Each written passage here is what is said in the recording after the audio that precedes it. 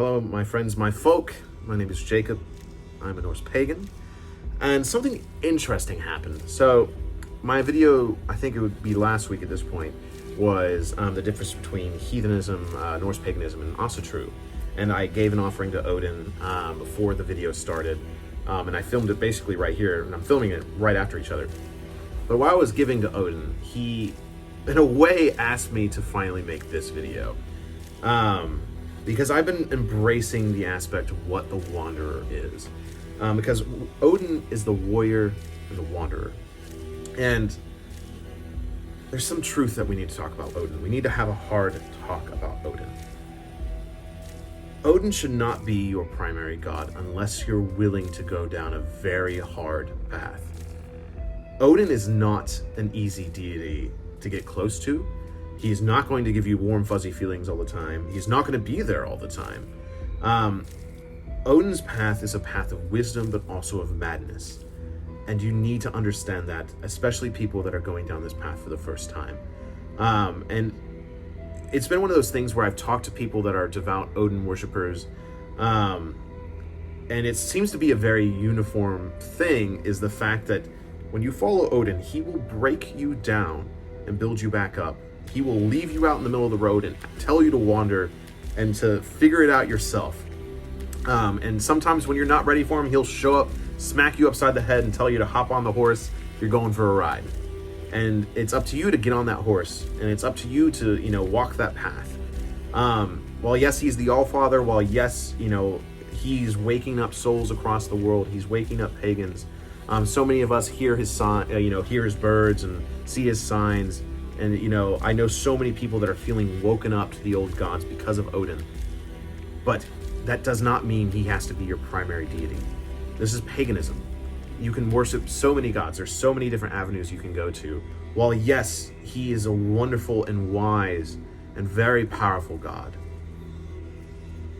he's going to kick your ass. He's going to drive you mad. He's going to change you in ways you didn't expect. My path with Odin has been a very interesting journey. And it's not been, I'm 26 years old and I've been following Odin devoutly for 2 years, where it's been only Odin for the most part and only following his signs.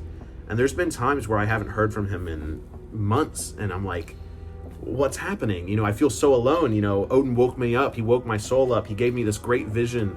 He sent me on this quest. Why haven't I heard from Odin?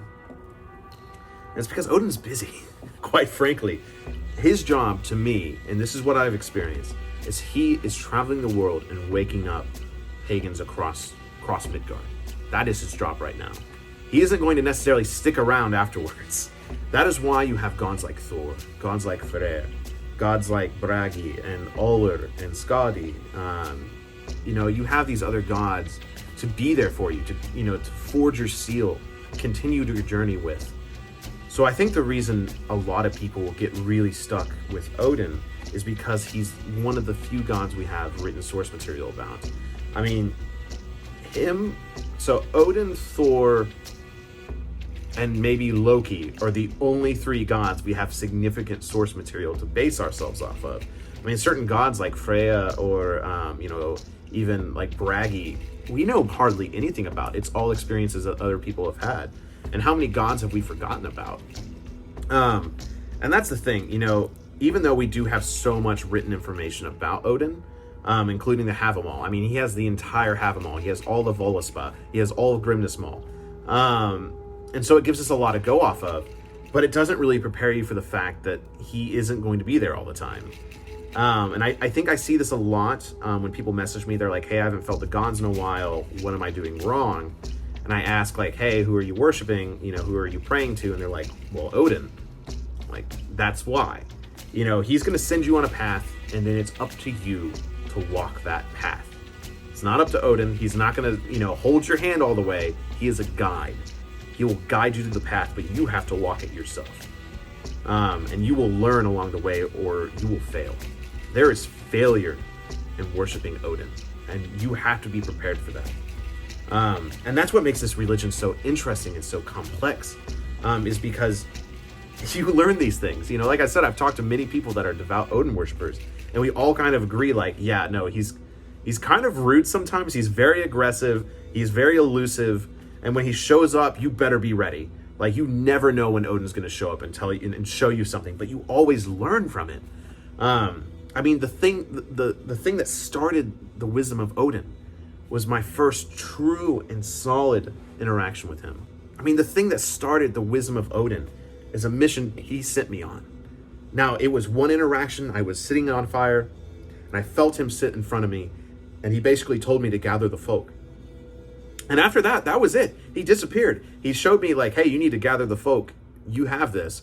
It was up to me. It was up to my skills of videography. It was up to my timeline. It was up to my work ethic to get all this done. He didn't hold my hand.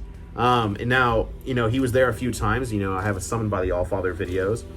But really, I think from June of last year, 2019, to January was the next time I had an Odin experience. He doesn't stick around very often. Now, that's not saying you can't give an offering to him. You can't give meat to him. And, you know, you won't feel something. You won't feel connected. But when it comes to a true Allfather experience, you're not going to get him that often. Whereas Thor, you're going to have so many cool experiences with Thor. And we even see this in the way people worship the old gods back in the day, is Thor was more of the primary god. While yes, Odin was the Allfather, Odin was the primary being, Thor was the one that most people worshipped. So please worship Thor more, because Thor is going to be around for you more. When a storm comes in, anytime a storm comes through, you go outside and you share a drink with Thor, you will feel his presence. You will feel the thunderer. And it's amazing. I mean, I can't tell you how many encounters I've had with Thor that just fill me with strength and fire. And it's amazing. And you need that more. Most people need Thor more. And even Freyr. If you go out into the nature, and you will feel Freyr. You will feel him. Just watching the trees, watching water, watching insects and animals, you will feel the god of prosperity. And Odin is elusive.